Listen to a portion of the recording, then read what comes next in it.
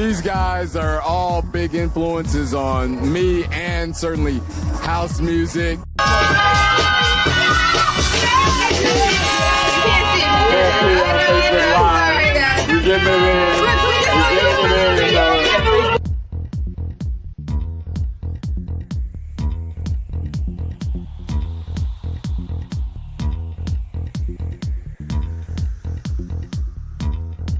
So let's go on that. I want to talk a little bit about each of your illustrious careers, because you guys have done a lot. All three of you have done amazing, have had amazing contributions to what we call house music. This is the Vintage House Show. And so part of what that is about is celebration and preservation. This is Lawrence framing, but the celebration and preservation of Chicago house legends and Chicago house music. And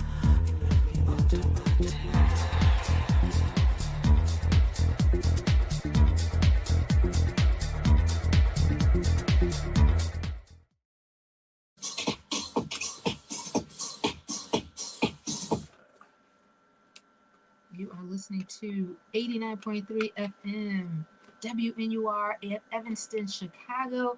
We are very close to having one of, I think, our most important shows that we've ever had on the Vintage House Show. We are talking about your legal rights. What should you know about music production? What should you know about the business of house music? We've lost a lot of fantastic pioneers, and we've had quite a few GoFundMes. How are we protecting our families in this unique environment that we seem to have ourselves in? Our special guest host for the night is DJ Louie Green, West Green. You got a lot of names there, Louie. And our special guest is attorney Mel Flowers. Mel Flowers has a new practice that is in the business of assisting those who are creatives and artists. That's it. And we're going to pop in and get started. What's happening, y'all? Pop in on your...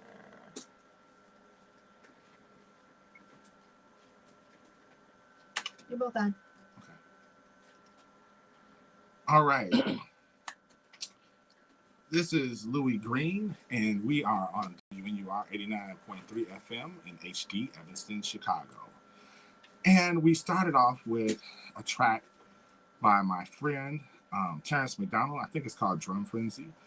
And we're here today with Melvin Flowers. All right. How you doing today, Melvin? I am fantastic. How about you? I'm good. I'm right. good. Thank you for having me here. I appreciate it. Okay, awesome. So the first thing we want to start off with is, who are you, Melvin? Can you tell us a little bit about who you are? Okay, all right. So I'm a guy from the south side of Chicago, born and raised. I'm a child of the 70s and the 80s. So I attended Hyde Park Career Academy. So big up to the Hyde Park Career Academy. Back in the day, it was Indians, but of course, it's the Thunderbirds today. So that's for the young folks. Give it up to my folks from Bradley University, but also give it up to my man, the Cap Alpha Psi, the Noops, Yo Baby. Yeah, and then of course to all the D9 out there too as well. Yeah. But I'm a guy that grew up in this music. One, I think about when I first started hearing, we went through the iterations of music from punk to new wave, all those different things until we got to what we call house music, right? And so, again, think about my time in the 80s going to house parties at people's houses and just enjoying music, disco, of course, for many of us back in the day. And then, of course, where we are now. So now where I'm at now in my profession of law, I'm focused on really helping either startups and entrepreneurs, but also major corporations that are doing some really complex transactions. But a lot of that focuses on intellectual property. And of course, there's a big part that focuses on those that are creatives as well. Okay. I think we talked about, one of the things you want to talk about today, I know for sure was, well, before we do that, we did talk about where you went to school. Yeah.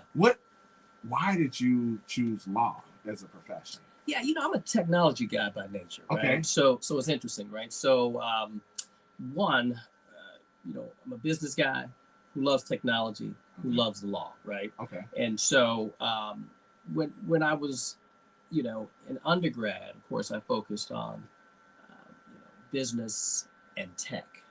That time it was computer science, right? We had Okay. punch cards back then, right? Oh, wow. And Yeah, so, we do. so you know, when I was my first job out, I was working with a company called Dun& Bradstreet. We were doing business information. We were writing the studies. You know them because they do the Dunn's numbers on the businesses and, of course, the business credit ratings. But they also wrote the industry studies. And I could see where industries were going because we were writing the studies. And you saw that technology, of course, was about to take off really big, right? Because the internet really hadn't been developed fully as a commercial item. And so I'd left there and gone to Ameritech, and that's where I really started to learn technology, fiber optic technology. We were working on network access points, and then, of course, we were helping to build the backbone for what would be the internet, right? And so I worked with some really mad scientists doing some really cool stuff in those central offices. And then I became a programmer, and I was doing Unix and all of that. But then I also understood the sort of the interplay between technology and law. Okay. And what really got me with the law was watching individuals in our community. And some people didn't know him. And I always give credit to R. Eugene Pincham.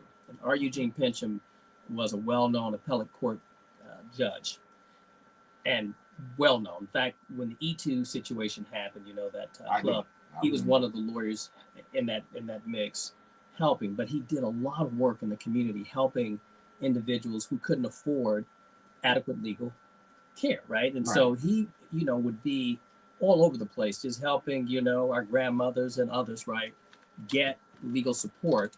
And he was tireless in doing this. And so he was a guy that I loved. In fact, he was the person who wrote my letter of recommendation for law school. Wow. Yeah, yeah. Okay. And so I always. Did you pass the bar the first time? yeah.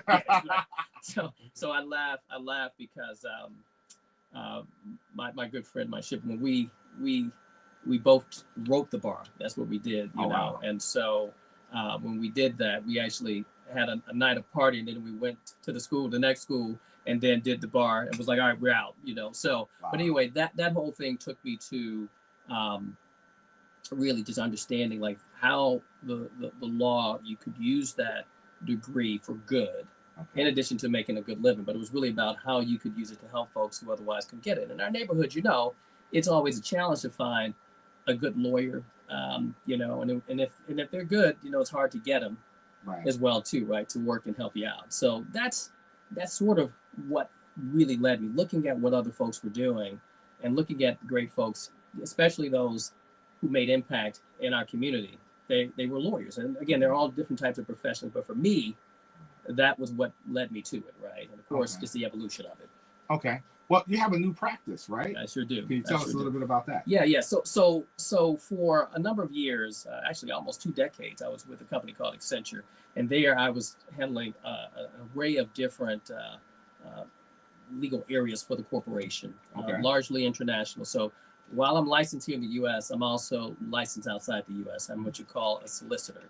So an English solicitor, a form of lawyer in the UK and in Wales. And so I'm licensed in the UK, also in Wales, and that gives me access to other countries that were a part of the British Commonwealth, okay? So throughout the Caribbean, I can move into certain areas, Cayman Islands, Bermuda, you know, British Virgin Islands, instantly in practice.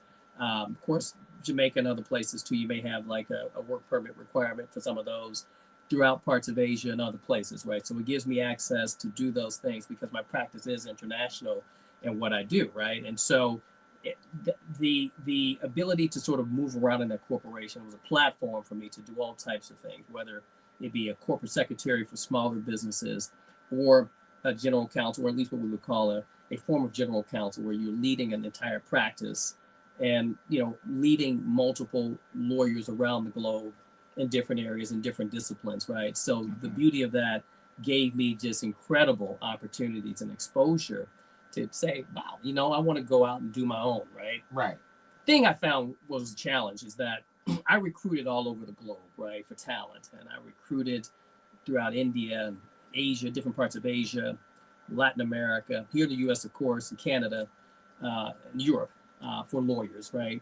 But what I also noticed is that as I was looking to find more people like us that not only are great lawyers, but also that understand technology and understand it at the scale that we were doing it, they're there, but it was always hard to find them, right? Right. And so what I needed to do was to be able to help. And so I decided, like, with all the things that were going on, the timing was great.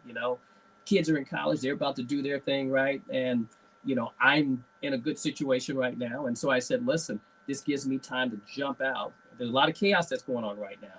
That's where opportunity actually exists, okay? But it also gives me an opportunity, because I'm on a number of boards with universities, where I can see that there is a pipeline of budding young lawyers, right, that I can work with. And that's one of the biggest things I want to do, start to train up some of these young lawyers of color and others as well, so a rainbow, in this area of technology and law, and also those who want to give back to their communities, right? Okay. That's the focus. Okay. I know we talked about a little bit earlier. Can you tell me a little bit about Lawyers for Creative Arts? Yeah. So Louie, I'm on a number of boards right now, right? Whether it's with universities or others. And so there are organizations, right, that I participate in that I have a passion for. So for a number of years, I volunteered with an organization called Lawyers for the Creative Arts. And what they do is provide pro bono legal support for creatives, whether it's music, TV, film, writers, you name it, all areas, and in all different types of elements. It could be trademark, copyright. It could be I need to set up a business. I need bylaws, right? Corporate formation documents, whatever that may be, legal entity setup. They will help you with the business, right? Of that particular art, right? Theaters, you name it. We're working with them to really give them structure. Okay. And so that gets into not only a lot of people focus on copyright and intellectual property, but there is so many other areas, right, that we need to address for a creative who's a professional, right? You've got to, you yourself should have your own legal entity, right? You yourself should protect your intellectual property. And if you can get a monopoly on it, let's do that and show you how to do it. Let's show you how to move that into a legal entity, right? So you can now separate that, taxation issues to kind of reduce that, and then use that to license out your music to others, right? The contracting piece then becomes a big issue, right? And how we contract and paper all the deals, right? So things are solid, because we believe in sort of helping you to avoid litigation. Litigation isn't fun, right? You know, and it's distraction. It costs money. And I tell folks, you really don't know what you're getting into when you say, I want to go to court. Right. And we try to avoid that, and the idea is, let's talk about how you run this, a very sophisticated business, even though if it's small, but how do you make it sophisticated, build some compliance into it so you can run the business and still focus on your art, okay? So do you feel like people should be proactive instead of reactive when it comes to obtaining an attorney? Oh, always. And I'm going to tell you, this is one thing when I talk to startups and I say, who are you working with right now for your legal services? Most don't have a lawyer until they realize, like, oh my gosh. See, lawyers don't just, a good lawyer doesn't just provide, recitations of the law, right? They are your business partner, right?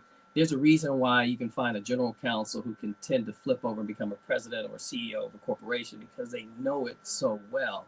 They know the issues, so the issues bubble up to them, so they can advise the C-suite on where the potential issues are, so we can move that out the way and keep the business running, get the distractions out the way. And so this is where, and I tell, we can use the word compliance, or we can use whatever it takes to say, my job is to be the good hands people, to kind of keep, the mess out the way, and you just keep doing what you're doing. Right. Because in business, litigation is bound to happen at some point, just because you're in business.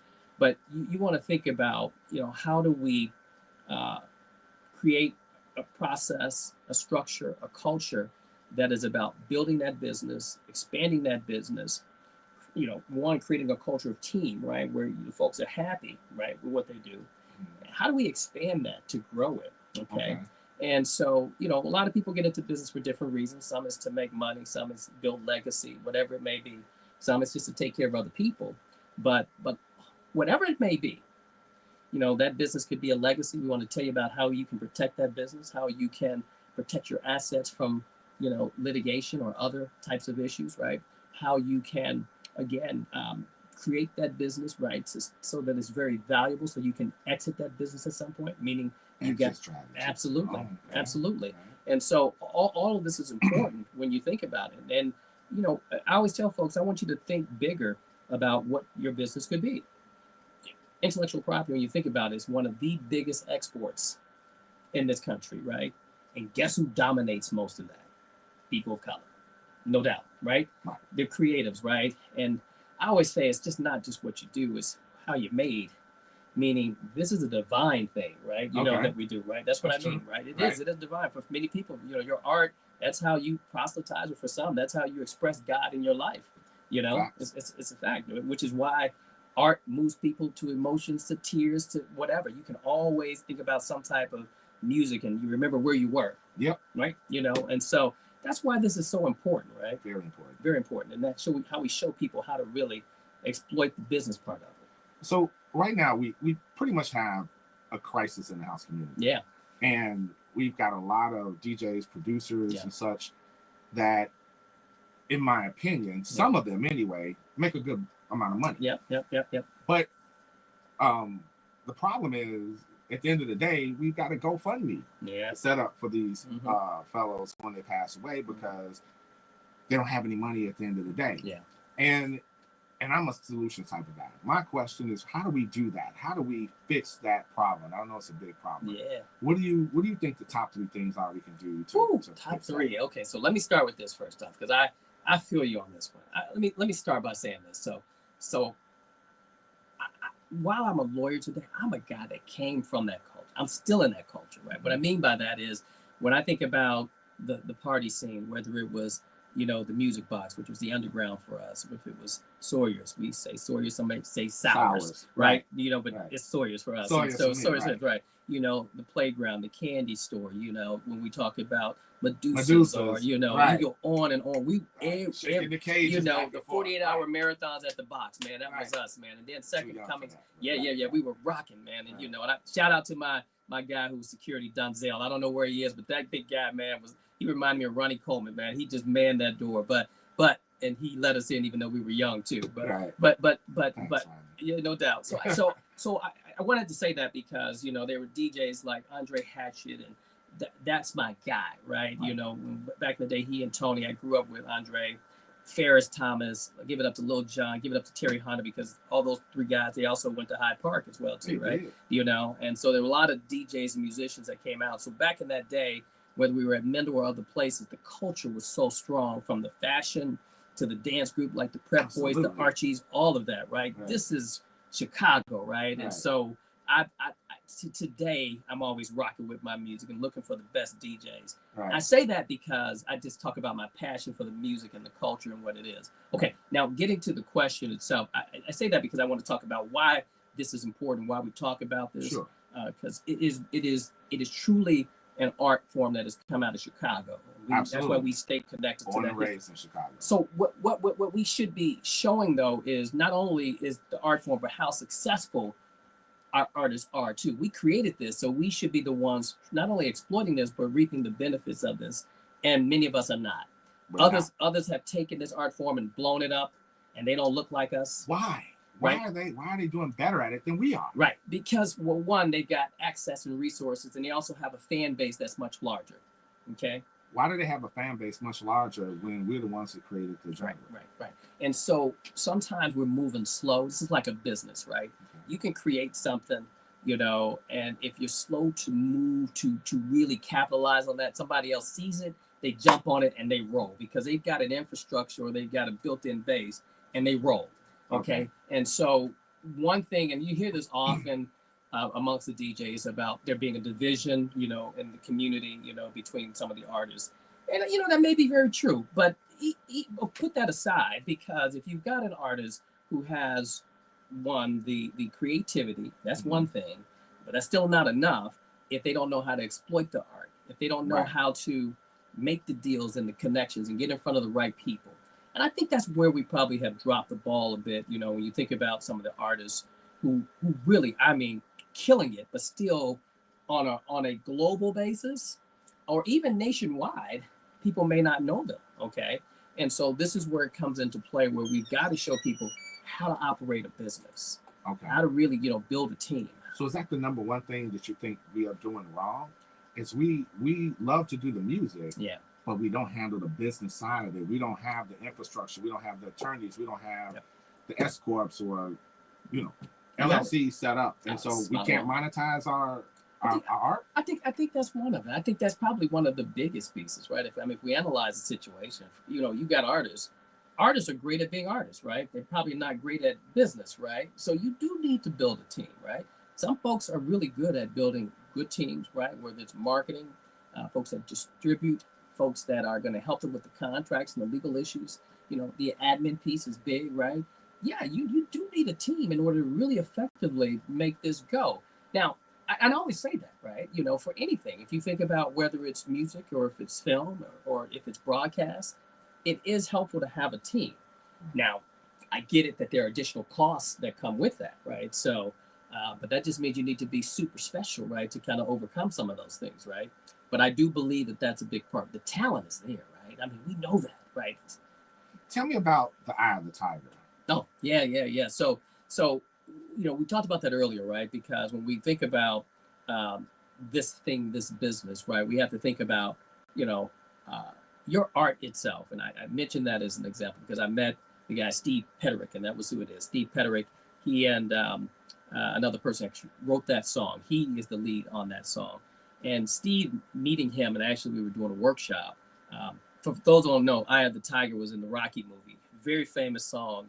And anyone that hears that song, whether it's in a commercial or what, Steve is getting paid, right? Mm-hmm. He's getting dollars every single time that song pays. And as he says, that's his annuity. That's his retirement plan. Okay. That one song is his retirement plan. That's it. It's the gift that keeps on giving every single time. And it is true. Every time you hear it, it's just like Rocky. Just the image of Rocky, right, which Stallone made, was so clever that he can take that image of Rocky, and put it anywhere, in a commercial, in a cartoon, and he gets paid because he made it so unique.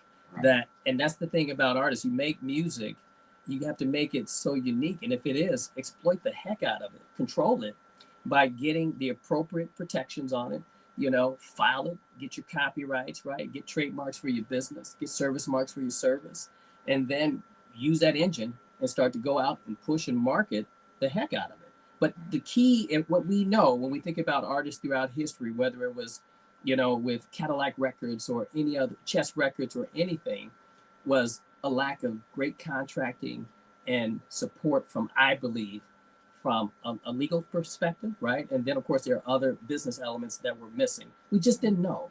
So we need to be better educated about Ignorant. It. So back in the day, Larry Sherman had a thing. When you walked into his office, and I was almost a victim of this myself, he said, this is a standard contract. Yeah. But if you read it, it said he owned the rights to all your music in perpetuity, the whole nine. Yeah. And I was young. I didn't understand everything, but I understood what perpetuity meant. Yeah. So, and I said, this doesn't look like That's right. What do artists do if they've signed these bad contracts? Like, how do they fix this? So let's start with, especially if you don't have any money. Yeah. Let's start with, first off, never sign something that you don't know.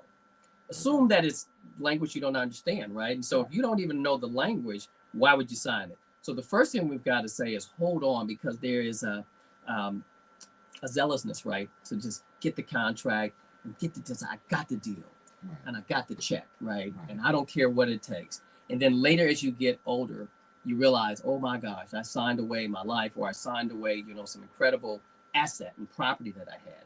And now you're fighting to get it back. There are too many of those stories. And a lot of times, once you do that, it is very difficult, right? Unless, of course, somehow you signed it, you were under duress, you were too young to sign contracts like that, right? Someone forges you, whatever it takes, right? There truly are some legal defenses, right, to some of those things, right? Okay. But for the most part, if you were of age and you signed those things, right, you got to live with that contract in many cases, right? So it just depends, and every situation is different. But what I would say for anyone, please, and I had this situation now, I can't tell you how many times I had someone that signed a contract, can you help me out? Like, I'm sorry, no. This is what it is. This is what it is. Now you got to live with that, right? Unless, of course, you want to breach. Right. Okay. I mean, there are some situations, right? There are legal defenses for those types of things. I mean, it's fact specific. Right. But Sure. the fact is that the best thing to do in every situation is to slow down and have a lawyer review that for you, so that you can tell they can tell you, what are the risks, but also what are the opportunities, right? Okay. Have somebody. And by the way, I want to say this: a lot of people focus on contracts. The contract is only to memorialize the relationship. It's a tool. Really, we should be having a conversation about relationship first, and that's a mindset change. Okay. What do you really want to do with this person? What do you want to get out of it? And that's what I say. Put the contract to the side. Let's talk about, what are you trying to accomplish? What do you want to get out of this? Then let's go to the contract. And now we're going to modify this contract based upon what you need. Never sign something that you didn't have a conversation about the relationship first, where it now takes you into account. There's no such Okay. thing as a standard contract in my view, right? Right. Okay. Yeah. I learned that. Yeah. I learned that. Yeah. So with that being said, there's no such thing as standard contract. A lot of our guys have gotten into the situation. I myself and other guys I know, I had a brother that I paid I went and bought him food once a week for a year. Yeah. And stocked his shelves. I took him to Jewel and said, hey man, just fill it up or whatever, and because he didn't have any money. Right. One of the best techno artists in the world, I promise you. He would go and sell his music to an overseas company, and they would give him $300 for it, right? I told him, I said, why don't you do a P&D deal? Because then you could just pay them $1 for distribution. You're selling 300 copies of your record, 3,000 copies of your record every time you press up. And then, they're selling for $22 a piece. It only costs $3.50 to press up. You make the delta. You make a killing. I said, in fact, I'll even front you the money. I'll take a percentage, maybe 60%. I'm putting up all the money. And the next time, you don't need me. You can do it yourself. Yeah. I need the $400 right now. And it's a mindset. Yeah. How do we help our artists change their mindset so they could be more fiscally responsible? Yeah. So one, you got to show them the opportunity cost or the loss, right, of what a decision you make now will mean years down the road, right? So let's just say that there's some real situations, right, where people are doing whatever it takes, right, to get some money to pay bills, to eat, all of that, right?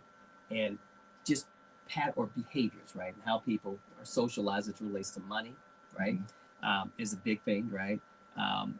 Investing. This is a big thing we need to talk about, and how people have to build a safety net. If you're in a situation, and so it's different if some people haven't been in corporate and in that space, right, where you got all these additional benefits and safety nets, versus when you've just simply been grinding, especially as an entrepreneur. So when I look at an artist, they're entrepreneurs. In many cases, they're solo business owners in some case, right? And so, unless of course they've worked in a situation where they understand the value of health insurance and disability insurance, just having health benefits and ongoing really good ones. When you understand the value of that, you know it when you don't have it. Okay, right? And so it's the same thing I say with some of our sisters. I love them where if they work in the beauty industry, right? The cash is good, right? But the trap is that if you're not, booking all that cash, right? You're not feeding into Social Security. If you're not doing that, you look invisible. So when you need to go get a loan, it's like the cash, what cash do you have? So you can hurt yourself by that versus someone who says, okay, fine, let me understand how I need to take some of this money, become visible, if you will, right? Right. Paying into the system so that it can benefit you later down the road.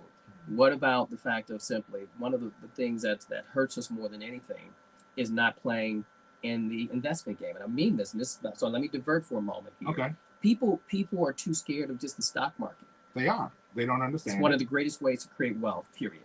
Okay. I don't care if you're young, putting $20, $25 a week or a month in it, you get in it. That's the point. You start. If it's simply a mutual fund, whatever it takes, you do it. Life insurance, you do it. Whether it's term policy to make sure that we don't have these GoFundMe situations, right? Which we see all over the place. All over the place. You can get a simple life insurance policy, but I also advocate, again, I'm not a financial advisor. So I just play one on TV. I have to say that, you know. But you're an attorney. Right, but we know a lot of this, and I can speak from my experience. Mel's opinion, you know, is insurance as well, right? So get whole life or others, right, that have a savings component, right, where it builds money, and you can use that to finance education or buy a home, whatever it takes, right? It'd be like a VWell or IWell. IULs, VULs, all those things. Again, I'm not a financial planner, but I'm just saying what Mel likes to do and what he thinks about. These are the kind of things that I think are very important that all of our folks need to be thinking about, because that's where the wealth is being created, right? Okay. And so, again, creating things like safety nets to make sure that you can, you know, take care of your family, yourself, and then move the way you want to move in older age. A lot of people focus on forgetting that and just focus on spending the money.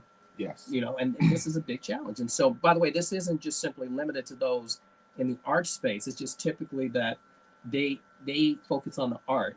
Right. Many don't focus on the business, and now they're in a trap when they get older. Okay. Right.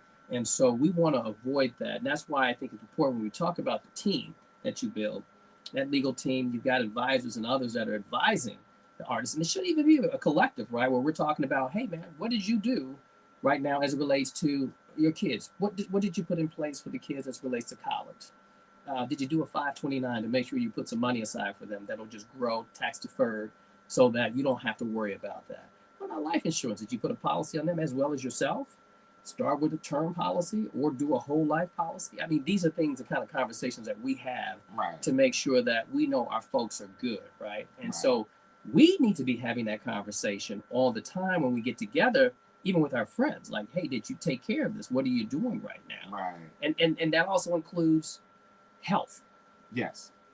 That's a big, so I had a conversation with one of my good friends, Shannon Sias, earlier today. And one of the things he mentioned was the people don't even have like dental. Yeah. They don't take care of their teeth. They take care of the teeth. And then they lose all their teeth and they can't eat. Now it's a problem because you can't chew. Not being able to chew is a big problem. Yeah. I mean, you know, for us that have, you know, healthcare and we have a day job. That's right. We go to the dentist. You got it. You know, like I have a okay smile. You know, Yeah, I got braces. You got great teeth, man. There you go. There you go. You do too. Yeah, no doubt. And that's because we need to figure out a way to better educate our artists so that they can understand that without your health, you got a GoFundMe page. Yeah. I mean, what was the latest guy that had a GoFundMe page up for his health? Kevin Everett, I think. He had a GoFundMe page. Really? Wow. And I think he said he had cancer or something like that. Yeah. So it's over and over again. Yeah. And you were talking about some of those workshops. Yeah. Do they cover that kind of thing as well? So when I talk about the workshops, they largely focus on the business of art, right? Okay. Right. Which is you sideline conversations, but it's largely focused on the actual, you know, how do we set that business up? How do we protect your intellectual property? How do we help you to exploit it? How do we help you to make connections with others, right? That can help you to grow your business. Okay. That's it. This piece here, when we talk about what you and I are talking about, let's say there are business accelerators and incubators here in Chicago. The biggest one, 1871, is an incredible accelerator where you have tons of startups in there that are getting coached, right? And when you have a situation, right, where you are now going to hire people, that conversation always comes into play. The benefits, right? Health, which by the way is one of the biggest top. People will forego certain levels of money to make sure they have an incredible health care plan, especially if they have kids or, you know, they know in their family there's a condition that potentially could hit them at some point, right? Correct. It's just what it is, right? So having incredible health care is one of the biggest sellers, right? Of a corporation, as you know, right? Yeah. So when we know that our health is our wealth, health equals success. You can't be successful. You can't make the money if you don't have the health, period. So priorities are skewed, right? Absolutely. You know, where people are chasing dollars versus understanding how important it is to follow the directive to take care of that temple, right? Yes. And so you must prioritize that. And that allows you not only to have longevity, but to enjoy, the I want to say the riches that you generate right from your art, right? And Okay. that's necessary. And not just that, the other piece is the philanthropy that we should be talking about too. See, a lot of times people are just focused on what I can get. Right. When you understand, and I say this again about an artist, what I love about an artist is that they are selfless as it relates to the gift that they're given. Okay. If that makes sense. Right. Because they are giving that gift, right, Right. to others. And then they're moving people to emotion. And so, when you do that, you've got to understand the impact that you have on people. Right. But now when you get things as it relates to your art, some people just hold on to that. Right. And they just use it for self when that is not, I always say this, what you get. Remember, there are I like to say divine rules, right, that are in play. A yin and a yang. You bingo, right? And there's so many things, right, that when you're given, if you have a gift, the idea is that you have to give it. If you have a talent, whatever that is, it's not just for you. It's for you to give it to others. You're a caretaker of that talent, right?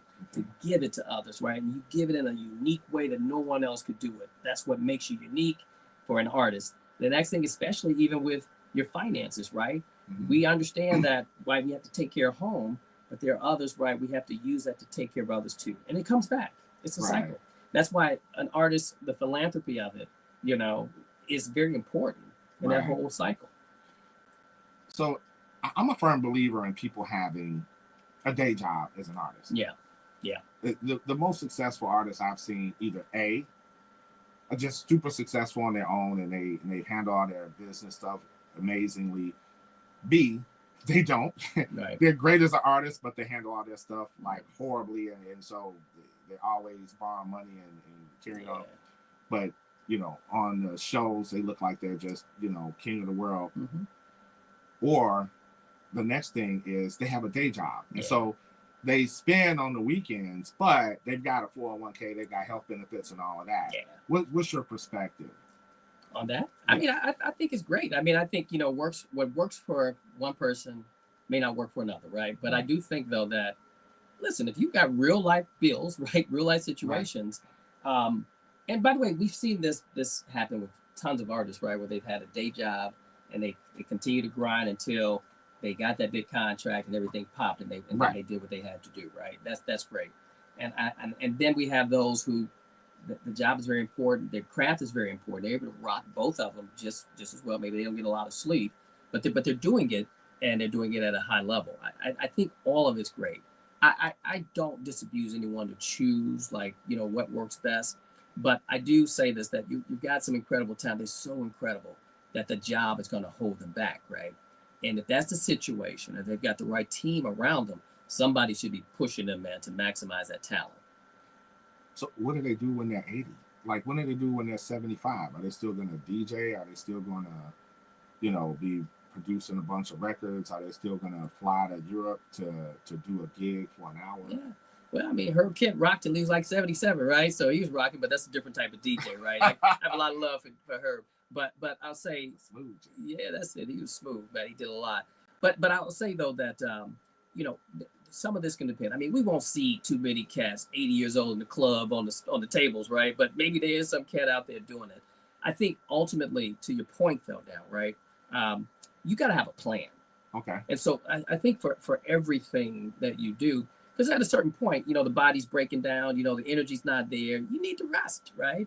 And hopefully you're enjoying life for yourself and with your family, and you're doing all those things that matter. But that, I think it gets back to your point of, you got to put in place a plan, Right. so that you can step away from that at any time. Okay. Which again gets back to, are you taking care of yourself? Are you paying yourself first? How you paying yourself first? Right. Are you paying yourself first? Are you doing those things that are necessary so that you can enjoy, again, the spoils of all the work that you've done? Okay. How do you get good legal advice at a price you can afford? Yeah. Well, first off, that it depends on who you talk to, right? Okay. So let's just start with this. You can get great legal advice for no cost. Let's start there. Okay. And so, I talked to you about some organizations. I'm on the board for Lawyers for Creative Arts, okay? Okay. And it's an incredible organization that works with artists of all different types of genres, whether it's music, film, writers, publishers, you name it, right? Okay. Tons of entertainment lawyers that support it, and they will provide pro bono legal support. Um, Also, shout out to Flowers Law Group, by the way, flowerslawgroup.com. That's my firm, okay. As well, for those who don't know that. But go and take a look at what we do. But the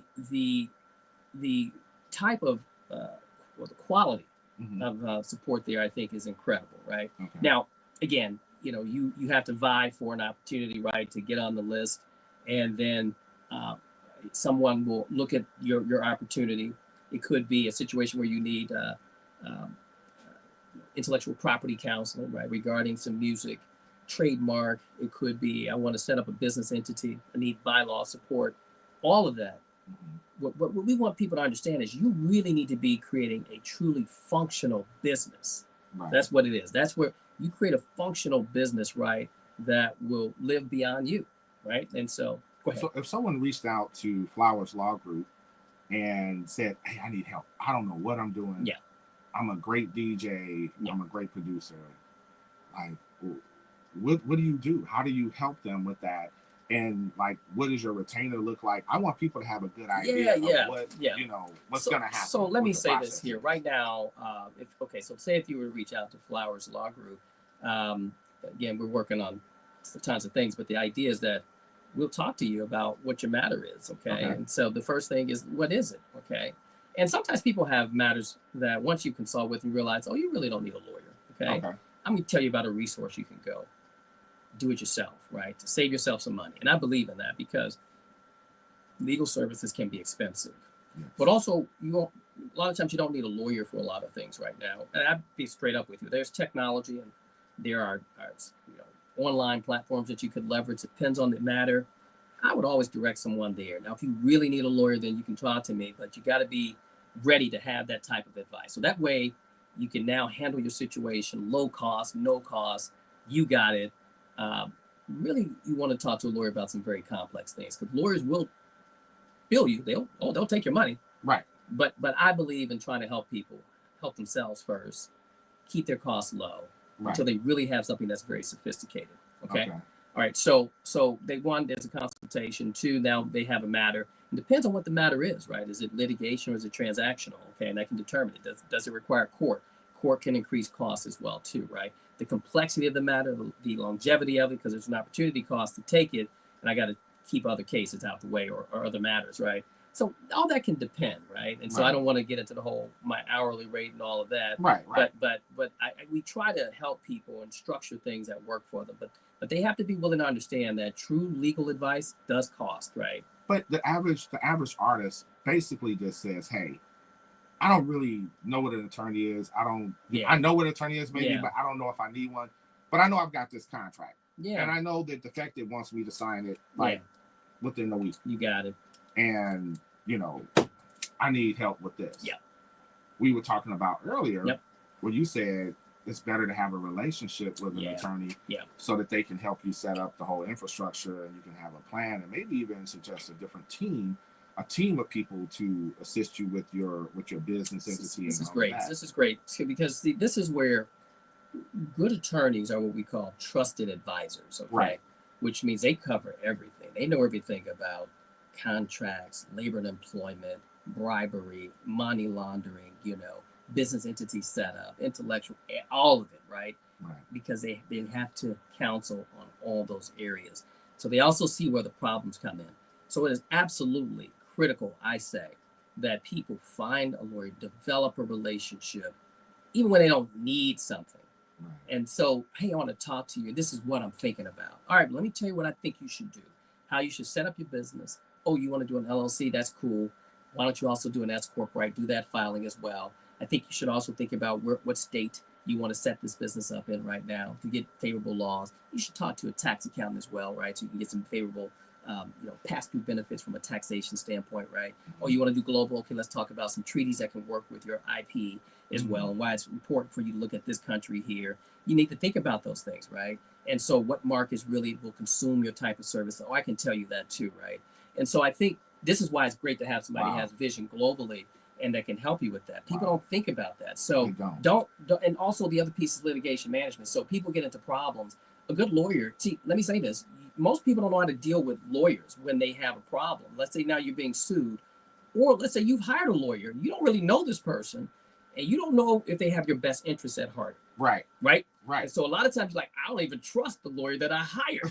You know what I mean? So, Yes. right. And that Right. person just keeps, they want you on the phone all the time. They keep billing you, right? You know, Right. for every conversation. Right. They let you vent, and all of a sudden, they still hitting you with a bill. There was no legal advice, but they still billing you because you were venting. Right. So what you need now is someone who can help you manage that person. Oh. Yeah.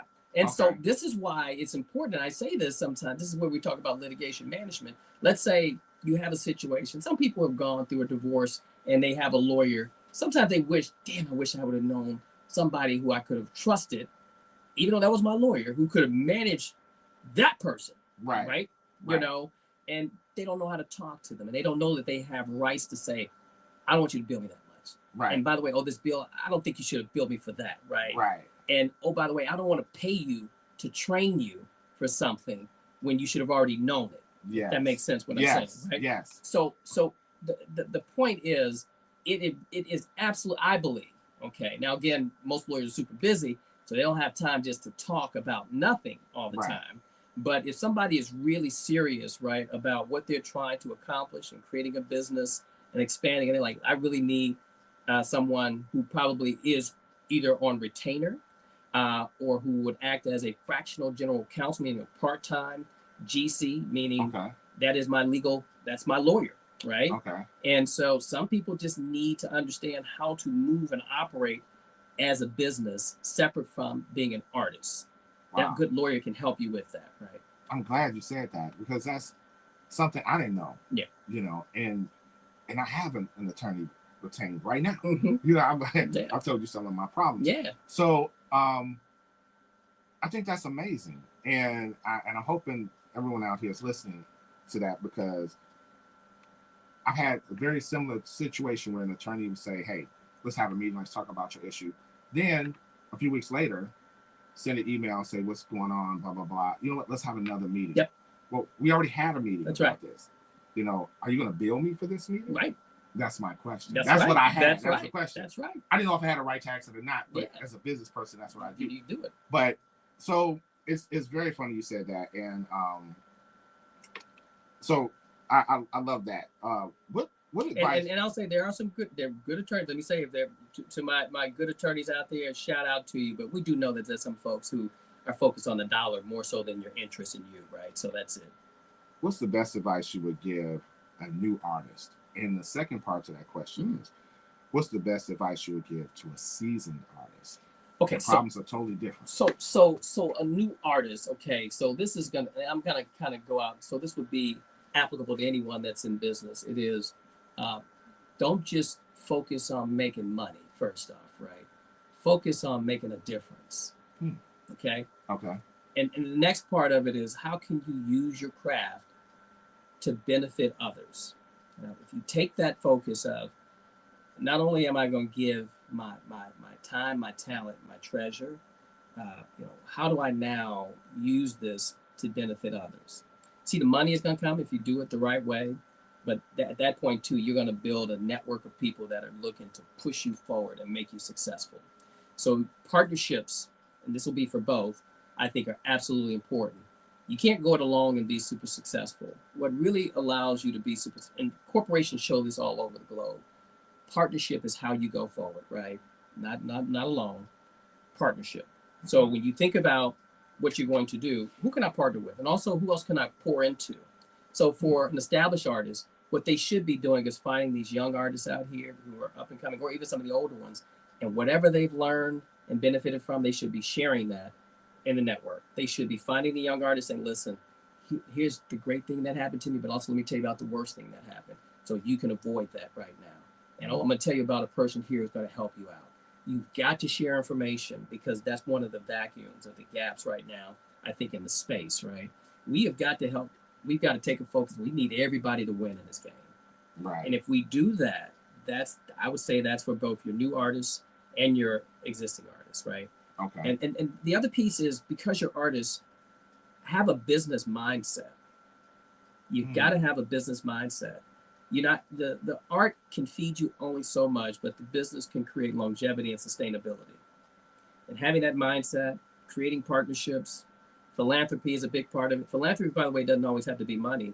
Philanthropy, is exactly what I said. Just giving, the experiences and sharing your experiences with others, and you happen to make them better. I want you to talk a little bit more about having a business mindset, specifically because when I was about 25, I had a business. I had a partnership with a guy, and we didn't write it down, right? We did it verbally. Right. And then the partnership went awry because we didn't write it down, right?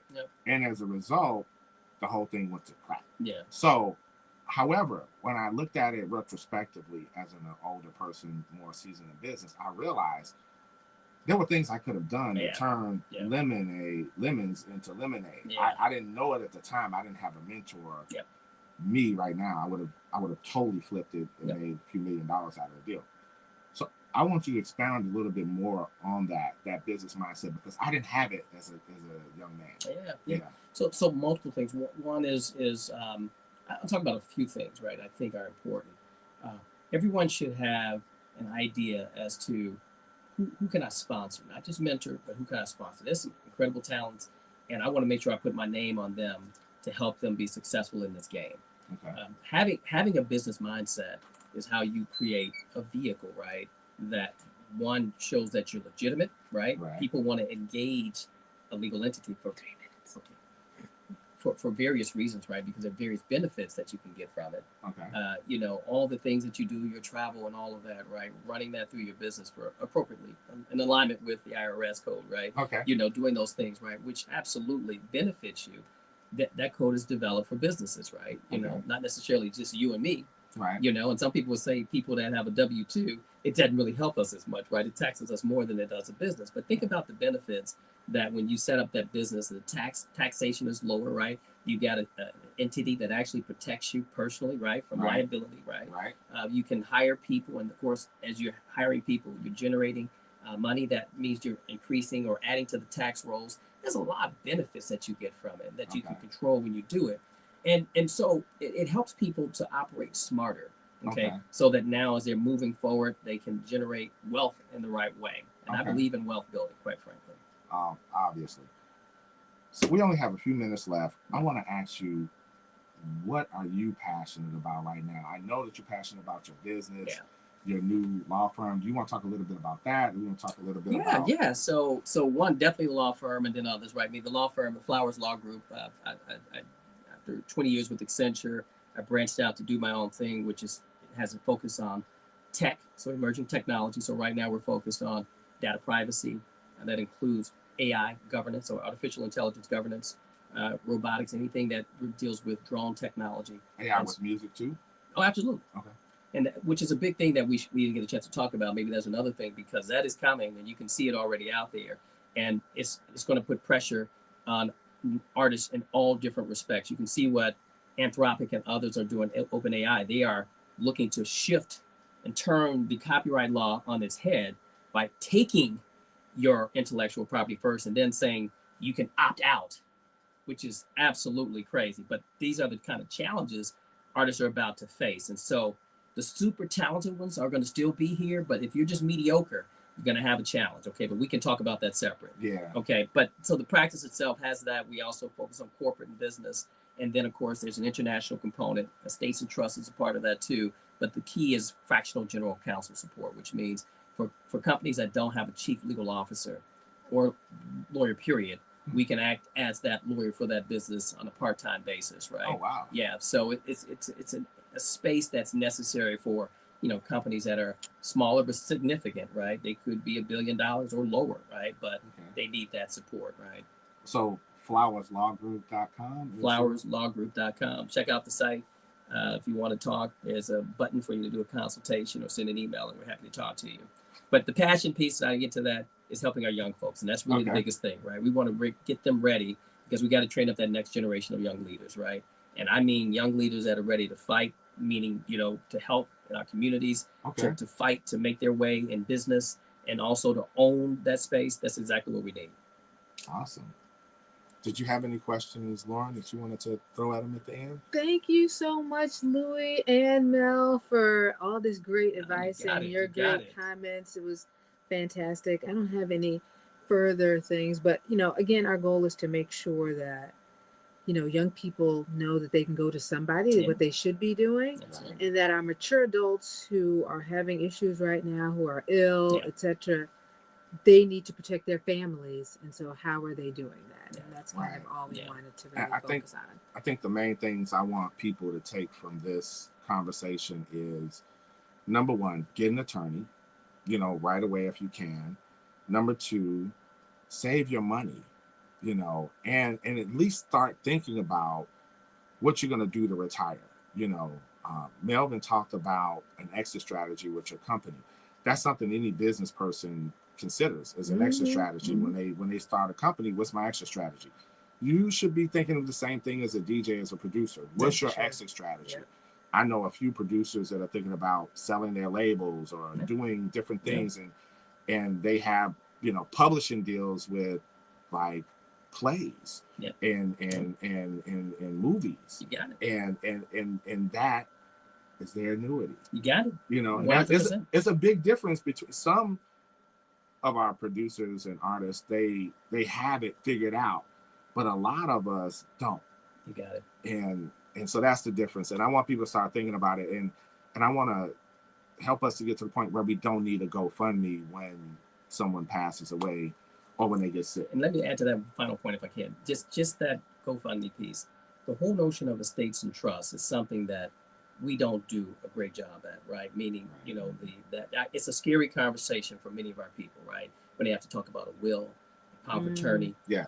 But it is necessary because this is where we lose out. So just simply having insurance, having a will, a power of attorney for health and finance, and also looking at a trust and what a trust can do for you as it relates to real estate property and other types of things, where you can determine and direct those assets to people when you pass, right? So they're things that we need to think about as a group, and it is something where we fail a great deal at. Okay. We'll do station identification with WNUR 89.3 FM in HD1, Evanston, Chicago. Thank you, Mel. Nice Thank job. you, Louie. Next week, Wednesday, DJ Kevin McFall. Oh, wow. Awesome. Okay. So check us out. All right. All right. Are we signing Bye, off? everyone. All Bye. right. Thank you. I haven't Thank you. turned Nice this off job. completely yet, but I'm just gonna put you back up. I think you're still going. Okay. I'll turn it back up. There we go. Thanks, everyone. I hope we all learned something. It's all about hiring or making a relationship with legal counsel now. Get to know Mel now, others now, and create that relationship so they don't charge you as much as they might. Yeah, you got it. Nice job, man. Nice job. Yeah.